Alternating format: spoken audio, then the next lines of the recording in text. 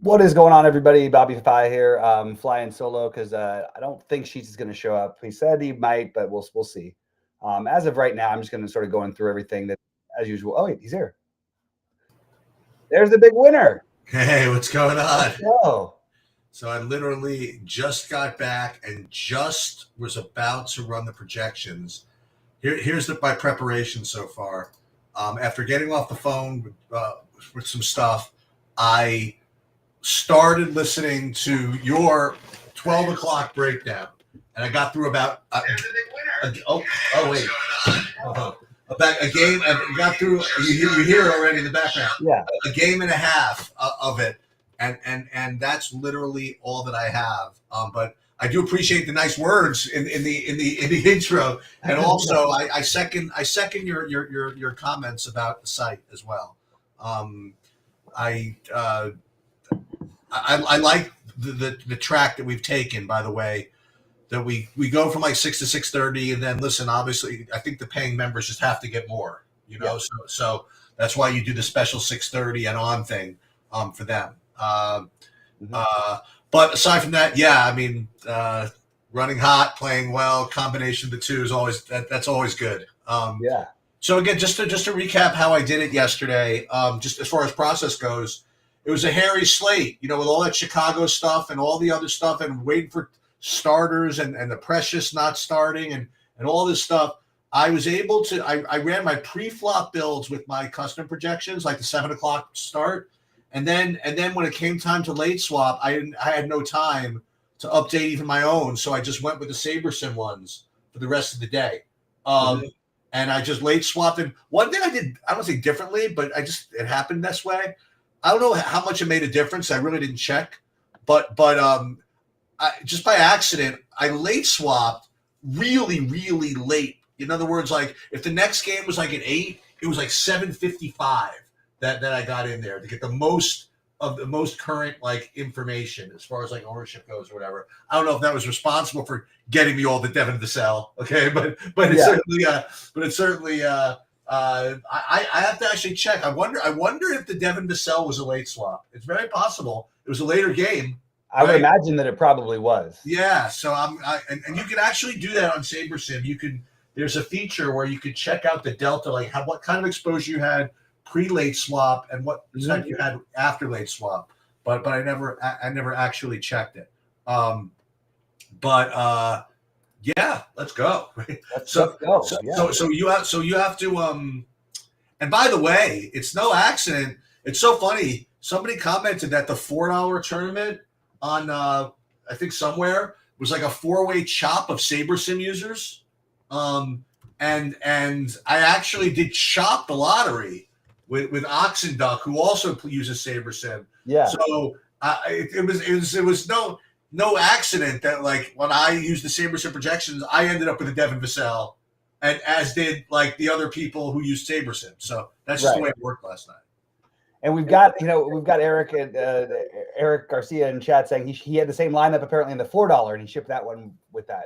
Oh really? Yeah. So I'm guessing another SaberSim thing. So yeah, but yeah, that was awesome, man. No, it was great. I mean, look, there are some chops that are frustrating. That's not one that it should. That's a pretty nice chop right there. Oh hell yeah! Because you don't know whether it's going to be the one that's 50,000 for first or 100,000 for first. Yep. You know what I mean? Like when you get in there. Yeah. I mean, you do know, but I don't really care or stuff like that.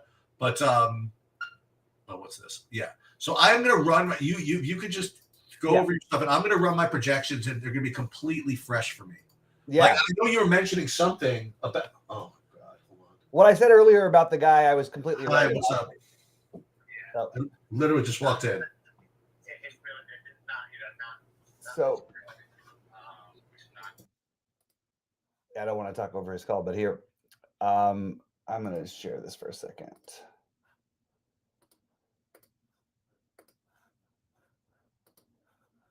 So everything is about to change, but here is a couple of just thoughts. Like, I think this Vukcevic projection is a little bit too high. I think that the Shibui, I think they're both speculative plays, and there's a lot of good center options. I'm still probably going to play some of it, but I'm not going to have the amount that it's currently at because I haven't rerun everything since with all the new news. Nice job, Jimmy, on that. Good to see you, K9. But I'll talk through real quick, just like where I'm at. There's still obviously news, and we need starting lineups. If somehow Vucevic starts, I don't really understand this projection. I don't think he needs to play all the non-SAR minutes. I mean, he can play all non-SAR minutes, but I don't know if that's enough minutes to where he gets there. So immediately, I think it's a little bit speculative on a lot of these, but it's really hard to stay away from this Utah-Washington game in general. There's just too much there. And this is what I was getting before. I'm going to probably change it. We're still waiting on Keontae George news because this could easily become the spot where we have to play Isaiah Collier, which I feel pretty good about anyway. But with no Keontae George, I think that's really the main thing. And it's one of those slates where, yeah, we got a lot of games at different times, but for the most part, most of the games you're going to want exposure to are at the 7 Eastern times here. So,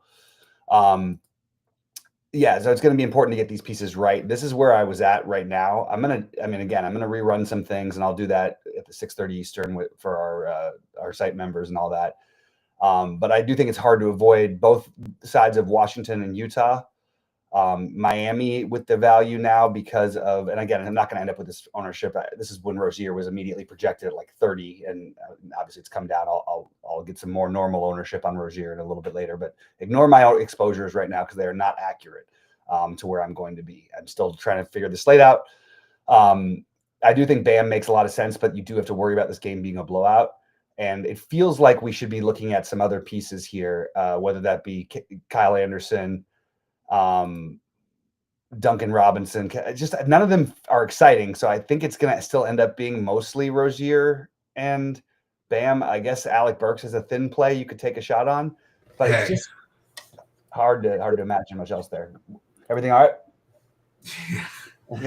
Okay, sorry, man.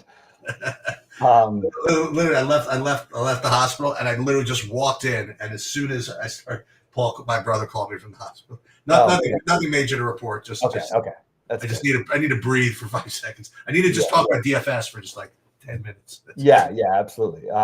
So we'll get to it, but you were mentioning earlier at 12 o'clock that there was some guy I never heard of with like a 15x projection. Did that hold or no? No, it came down, but Sabersim still got him at 7.2x, so it's still a reasonable projection. But they had him at 11x earlier, and it just made no sense to me. It still doesn't entirely make sense. But really, we're gonna, a lot of this slate's gonna be decided on starting lineups because we have so many guys out in these early games that projections are all gonna change. All the Celtics are basically sitting who's out? It's Tatum, Holiday, and Kristaps are all out tonight. That's why I was like, that spread doesn't seem right. When I saw it earlier, I was like, they should be favored by more than 10, even against Portland's been feisty, but they kind of knew they were going to be resting.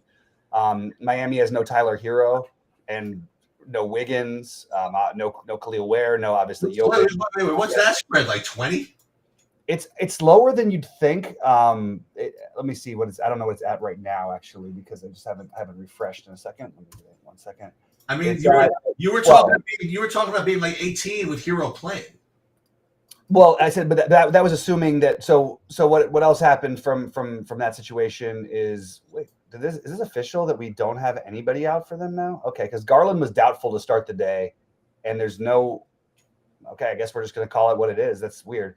Yeah, well, it's a back-to-back for Cleveland. I still thought it should have been higher. I thought that was going to be. I thought they would sit Garland on the back-to-back because he was doubtful, but he's apparently in as of right now. We don't have anything official, but. Anyway, so let me try to say what the news that you just mentioned about the Celtics and stuff. Yeah. Any chance that happened like more than 15 minutes ago, or?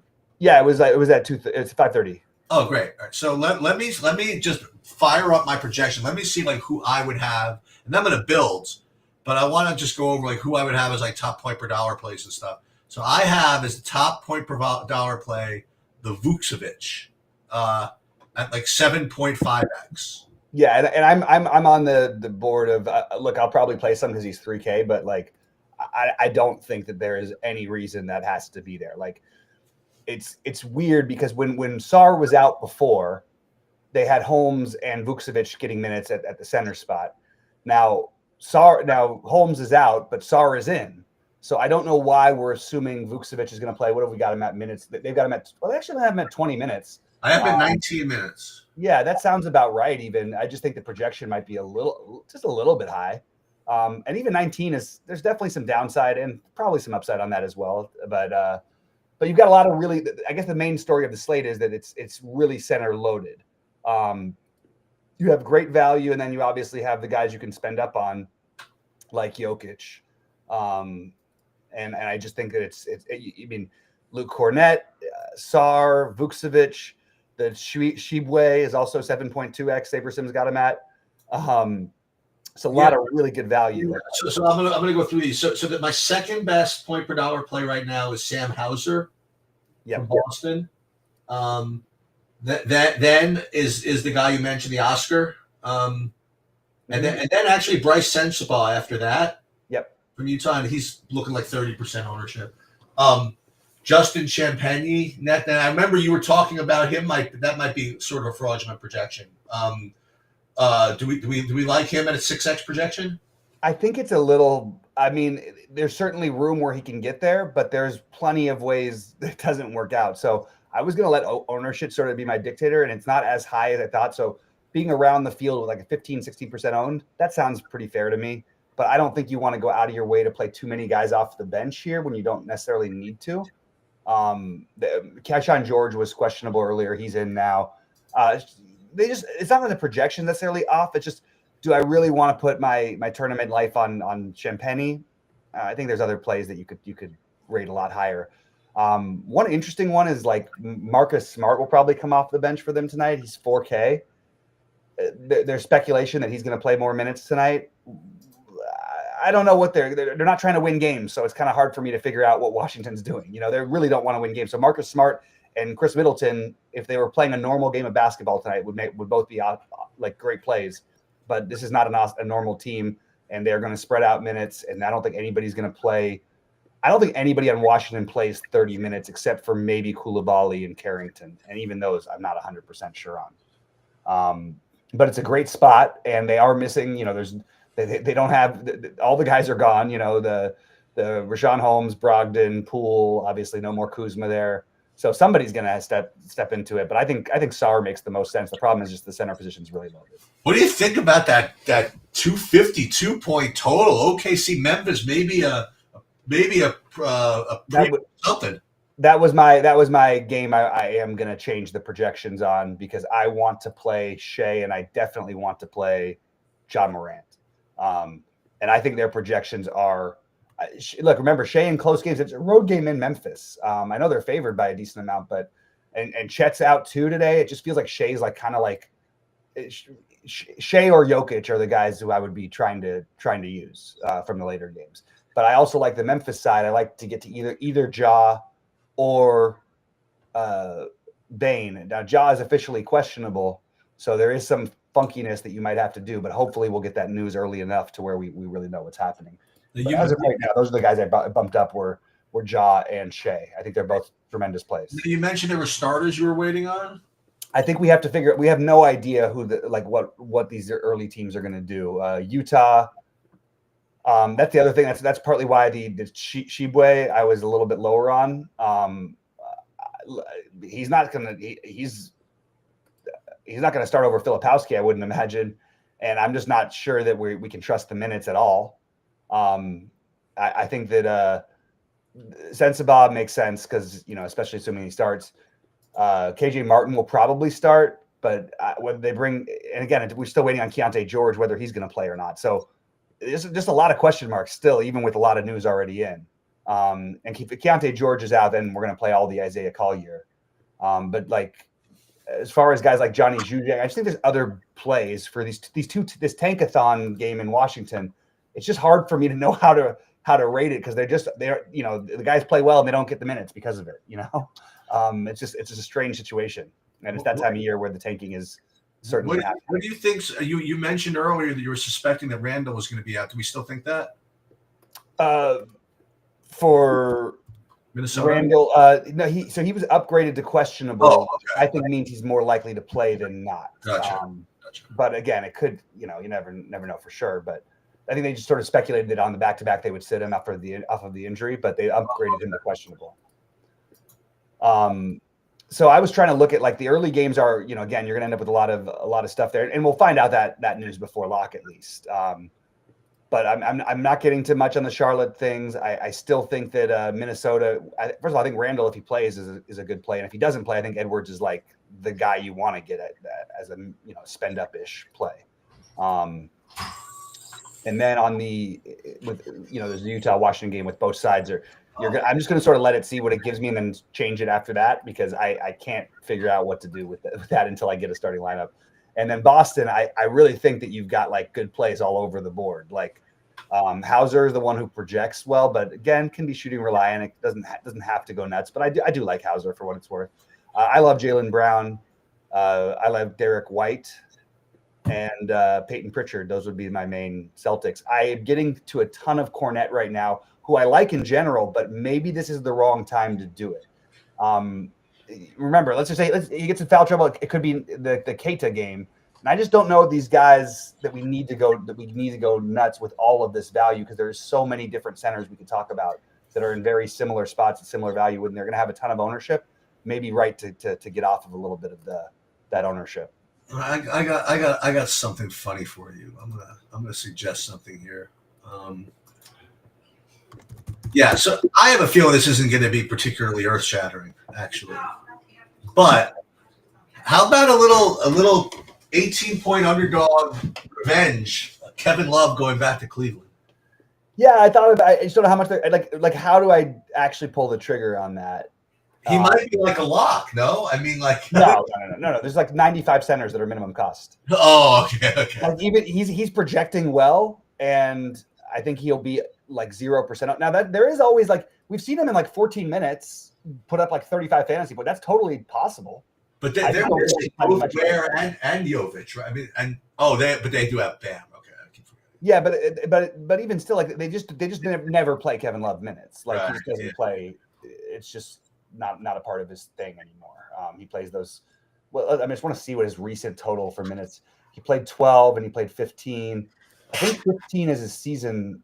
Oh no, he had one 18-minute game very early in the year, but everything else is like 10, 12, 15.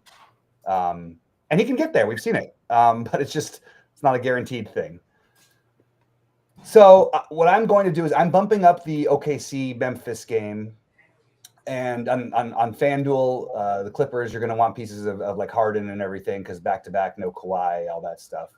Harden and again, Zubac. Somehow Zubac went from being like my favorite play last night to not. I barely played him, and he, of course, went completely. Did he get over 50 at the end? 57. Yeah. So I'm trying to focus on the other guys, and then I'm trying to I just need starting lineups for the other side. I feel a little more wish-washy on this slate, and every time I've said that on the show lately, I've done well. And when I felt like I really had a slate figured out, I've done poorly lately. So maybe there's something to this late news stuff. Keontae George is just ruled out, so that's going to make Utah look even a ton better. Did that start at 7? That's at 7. So what's going to happen is that Collier is going to become one of the best plays on the slate. Svi Mihailuk is also going to look about probably similar to projection-wise. I would guess he could be somewhat similar to Boston, Sam Hauser. But there is a chance that they don't move it up that much, and instead it goes to Zhuzhang in terms of projections. But that's who you're going to get. Yeah, we just mentioned that one, Brendan. Thank you. So that's going to change things quite a bit, and that game is already very desirable, and I'm going to reset my exposures there because I don't want to. I want to see where we're at before we decide anything. The other thing with Dallas, though, again, this is not going to matter till after lock. I find it strange that I'm not getting to more of it. Like, remember, this is a team without Kyrie Irving, Caleb Martin, Dante Exum, Jaden Hardy, Derek Lively, Daniel Gafford, Anthony Davis, and PJ Washington. Obviously, no more Luka. So somebody's going to have a game here. Max Christie is my favorite. Dinwiddie is my second favorite. But if you want to tell me it's Brandon Williams night, could take a shot at him at 3K flat. That's fine. Kai Jones is also questionable. If he's out, Najee Marshall is going to look like even better. What I wouldn't do is play Dwight Powell no matter what. Even if Kai Jones is out and they don't have any other bigs, I just am not doing the Dwight Powell thing. That's not happening on this kind of a slate for me.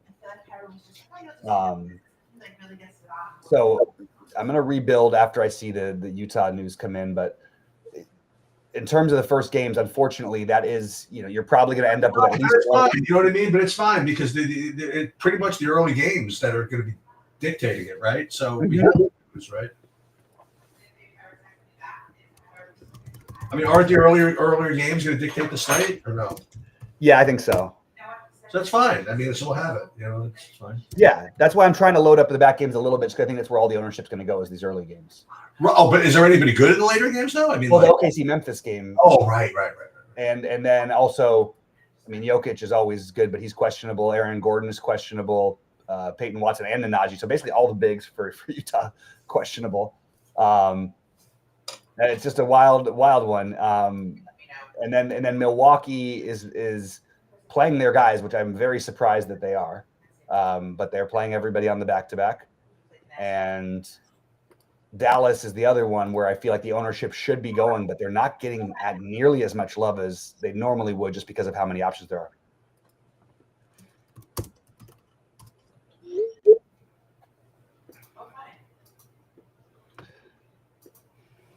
What the hell is this?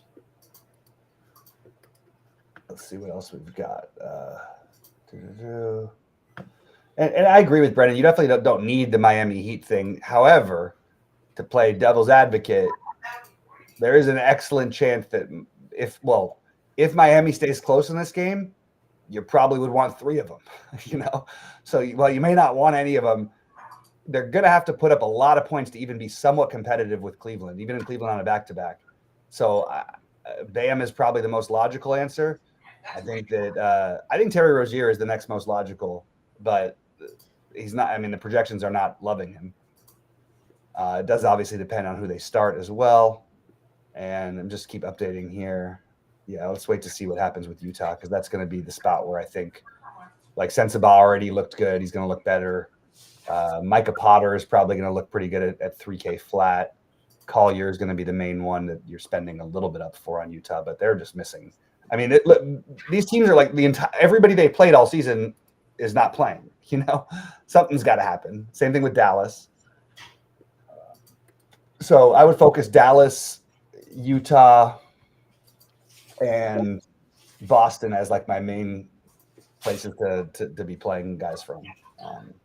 I'm just going to share my screen for just a couple of minutes, just so I can show you just again things that I do. So we just got news that like I said, that Keontae George was out, right? And I already built my lineups with Keontae George in. Okay, so first thing I want to make sure to do is just take him out before I forget. Like if I forget to read him out, so there's lightning bolt here. So first things first, let's just get him out of the lineups. And I had him in 9. So it's a small thing, but because I am going to obviously rebuild, but it costs nothing to just take him out right away. Now I already have what I have now is a good pool of lineups that unfortunately are flawed because the Utah guys are not accurate. You know what I mean? They're not accurately projected, but it's better than having Keontae George in, right? So that's what I'm doing right now. And then I'm going to have to obviously, and this one's like it's such a cool thing about SaberSim that you could take a guy out like this and you don't have to rerun it. Like it automatically like replaces, and it doesn't like replace him with a player. It replaces the lineup with a lineup, you know, which I think is just really, really cool. It's one of the things I first like was impressed with about SaberSim was just that. There's that one thing, because most places, like you take a guy out or you give him like extra, different exposures after, you build, it'll say, oh, sure, no problem. Just run the build again. Oh, great. You know what I mean? So the fact that it has, and that's why you run these, by the way, these 5,000 lineups to start off with. So you have this kind of pool of lineups to choose from for when you can, so when you have to make any changes. So have there been, and here's another little trick I will show you if in fact the news has changed. So have there been any changed projections yet on Utah or no? No. So what I was going to say is one thing you could do if you're kind of running out of time and like you don't have a full new set of projections. First of all, I think there's nothing wrong with just going with SaberSims, okay? Mm-hmm. If they've updated, okay? Yeah. And the other thing that I'll do sometimes if I really kind of like my projections in general, but I just don't have the Utah ones right in time, there's nothing wrong with just changing the Utah ones to the Saber sim ones. Yeah. And keeping the rest. And I promise you, no one's doing that. You know what I mean? Like there are some people that are going to use my projections, like all of like 12 people, whatever. But like no one's also going to use like the combination of Saber sim with one team, like everybody else with the other. Right. So yeah, so they have not changed this at all. It looks like okay. And they're going to probably now somebody starter, and whoever starts is going to be like 40% or something like that. But, yeah, it's going to be Collier. I think is going to be the main one. And Collier is like already a great play on FanDuel, so. But it's it's hard even right now to say who we're getting to because like if Julius Randle somehow out still, it changes them. It's just a lot of different stuff, and this is probably another night where you're going to need 400 plus on DK and FanDuel. Hey, you only needed 392 last night on DraftKings. No, you had 404. I did give me. That's right. I got the last couple of points out of what's his name that everybody had the cell. They left the cell in to Uber smash even after the game was over. Yeah, that was man. What a Jesus! He was lights out. He made I think his first 7 threes off the bench. Yeah, I know. Yeah, it's nuts. Who gets 70 fantasy points off the bench or whatever? I know that was crazy. And you were right, by the way. I thought you were going to get there. You knew there was going to be either Franz or Banchero. Yeah. And one of them was got 75. Yeah, that's right. And he did a lot of it at the very. I mean, he was already going to have a great game, but he put up like 25 in like the last 5 minutes or something. That's amazing. Listen, I actually have to run. Okay, do your thing. I will. Who knows? Maybe I'll do a late thing later. But I really have to. Okay, buddy. Good luck. All right, guys. I'm probably gonna head out of here soon just to do the Discord one. But like again, we're waiting for starting lineups. You're building, I think, around Dallas, Boston, Utah as like the main pieces, main games you're targeting. I like the spend ups in OKC, Memphis. I'd like to get to some more Jokic. But remember, Jokic is also questionable, so you want to make sure you have some swapping in those builds. And then we've got the, as I mentioned, the Dallas spot. But Boston, from the first games, Boston, Utah, to some extent Washington, although I'm a little higher on the Boston, on the Utah side of things. Wow, did we get a starting line? I don't know why this projection just jumped so big for Vucevic. Are they starting him? Did I miss the starting lineup? Because that is a strange jump in projections. Nobody else was announced out. Why do they bump up Vucevic so much? Something's fishy. Okay, something's a little bit fishy about that one. I still probably am going to get to some of it, but I don't know if I'm going to end up with like it's going to try and give you like 1,000,000%. I don't think I need to do that necessarily. I think there's a lot of ways to other plays you can go with. Anyway, good luck tonight, guys. I'm going to jump into the premium Discord and go through the rest of the slate with our site members. Good luck, everybody.